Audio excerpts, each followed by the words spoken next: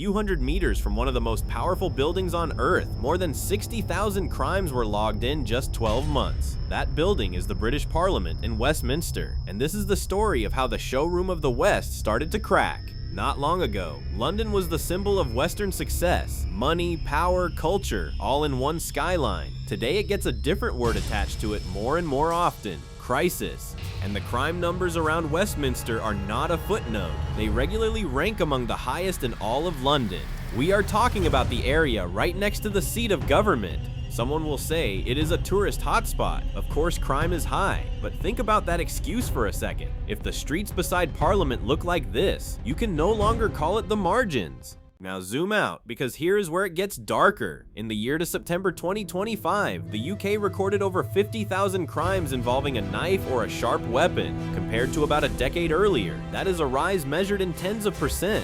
And remember, in Britain, carrying a knife in public is generally illegal unless you have a genuine reason. The law is strict, the blades are still everywhere.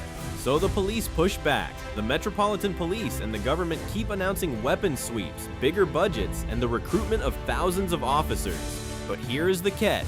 Reports keep climbing, while the chance of actually solving many crimes, especially theft and robbery, stays painfully low. More officers, more spending, and the queue of unsolved cases just keeps growing. Now, crime never has one single cause. Income inequality, a brutal cost of living crisis, all of it feeds in. But in the public debate, one more word keeps surfacing, again and again: migration. And in London, migration is not some abstract number in a report. It is the visible structure of the city itself. So let me show you the scale.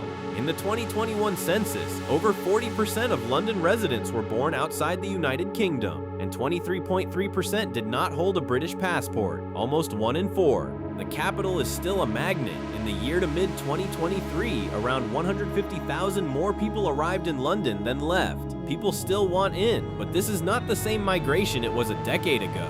Brexit flipped the source. Data from the Office for National Statistics and the Migration Observatory shows migration from the European Union fell sharply, and migration from outside the EU shot up. In the record year of 2022, net migration for the whole UK hit roughly 745,000 people. Even after corrections and falls, the number stayed at levels that, a decade earlier, would have been called unthinkable.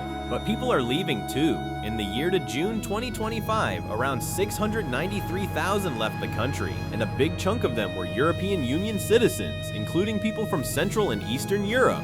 Take the Poles. After 2004, they became the largest foreign group in the UK. At the peak, over 1.1 million Poles lived there. Today, that number is several hundred thousand lower, so the map of who comes in is being redrawn. EU migration shrinks. Its place is taken by arrivals from outside Europe, mainly South Asia, Africa, and the Middle East. And then there is the asylum system, straining at the seams. In recent years, thousands of asylum seekers were housed in state-funded hotels. At peak moments, the bill ran into millions of pounds a day. Those hotels became one of the most explosive topics in the entire country, and it leads straight to the great paradox of London, because this is a city built on migration. Let us be honest about that. Migration here is nothing new and nothing sudden. It is the foundation of the metropolis. Across the 20th and 21st centuries, it pulled in people from Europe, Asia, Africa, and the Caribbean. That is exactly how London became a global capital of finance, culture, and business. The mix was the engine. So what changed? The trouble starts when rising numbers slam into a housing crisis, an overloaded health system, stagnant wages, and a creeping sense that the streets are less safe. Pile all of that on at once, and migration stops being a quiet economic process. It becomes a political detonator. And the latest polling is brutal. A full 80% of Britons think the government is handling migration badly. Over 52% now name immigration as one of the 3 biggest problems facing the country.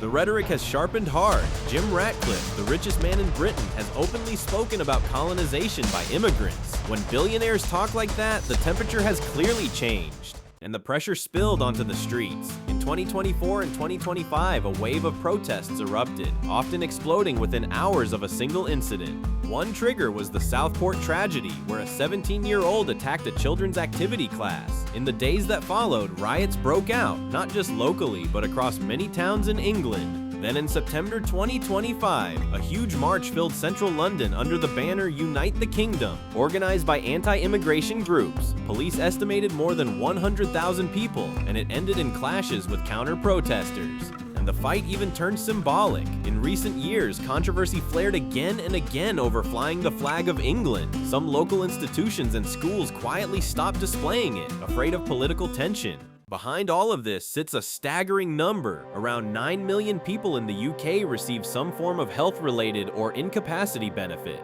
9 million! And the population kept swelling, from about 58 million in the year 2000 to nearly 68 to 70 million today. Now hold that thought, because the economy did not keep up. According to ONS data, late in 2025, quarterly GDP growth was only around 1%. Across the year, the economy is basically standing still. Real incomes have crawled for over a decade, and worker productivity never returned to its trend from before the 2008 crash. In plain words, the country is getting bigger while the engine refuses to speed up. And looking back, one moment stands out as a turning point. Brexit, not because it destroyed Britain with a single vote, but because it set off a long chain of consequences. More friction in trade, more procedures, more cost, less predictability. Some sectors hit worker shortages, and the whole labor and migration map began rebuilding itself.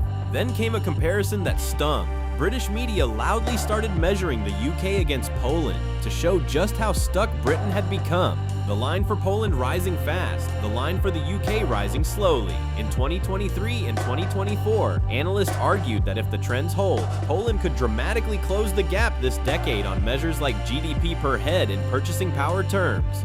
Sit with how wild that is. Not long ago, Britain was the magnet pulling in Central Europe. Now it nervously watches the mirror, wondering if it is the one being left behind. And this has a very real, very human edge, especially for Poles living in London. People once came here for a better life because the pound gave a genuine advantage. Today, with sky-high rent, brutal everyday costs, and weak wage growth, more and more of them run a cold calculation. Is this game still even worth it?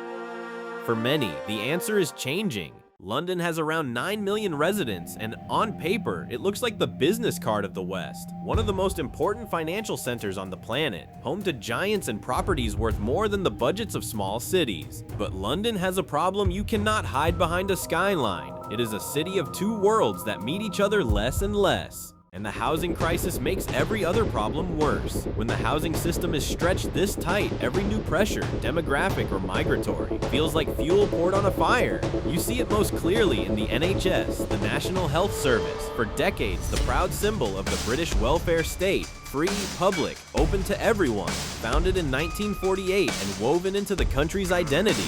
But today, people talk about it less as a national treasure and more as a system in permanent crisis. In 2014, about 3 million people in England were waiting for planned treatment. Today, it is over 7 million patients.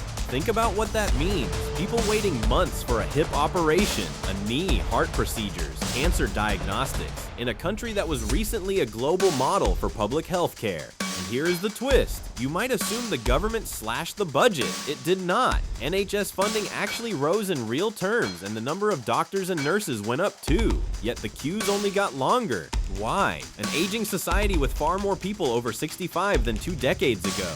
Medical cost inflation with pricier drugs and technology, and explosive population growth, stretching a system built for a smaller, younger country to its absolute limit. So more Britons buy private health insurance, more pay out of their own pocket just to skip the line, and the NHS, meant to guarantee equality, drifts into a 2-speed system. Those who can afford it speed up, everyone else waits. Now stack it all together, over 7 million in the treatment queue, around 9 million on health-related benefits, an economy crawling at roughly 1%, and rising tension on the streets. This stops being one problem. And here is the final twist. Britain is not alone. The same strains are showing across the English-speaking world. In Australia, a former British colony, the exact same problems are surfacing right now. And what is really happening there is a story all its own.